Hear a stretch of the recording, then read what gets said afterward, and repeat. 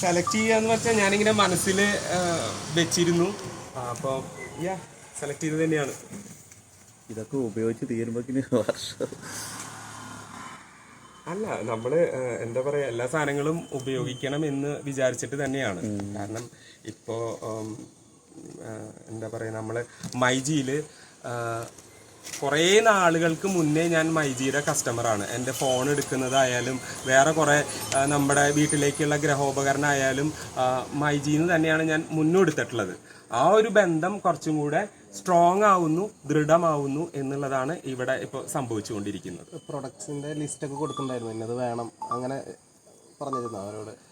ഞാൻ അങ്ങനെ ലിസ്റ്റ് എന്ന് പറഞ്ഞിട്ട് ഒരു ലിസ്റ്റ് കൊടുത്തിരുന്നു. ഇന്ന സാധനങ്ങളൊക്കെ കിട്ടിയാൽ നന്നായിരുന്നു എന്ന് പറഞ്ഞിരുന്നു. അല്ലാതെ ഇന്ന സാധനങ്ങൾ എന്നെ വേണം എന്ന് ഒരിക്കലും ശാഠ്യം പിടിക്കുക അങ്ങനത്തെ കാര്യങ്ങളൊന്നുമില്ല.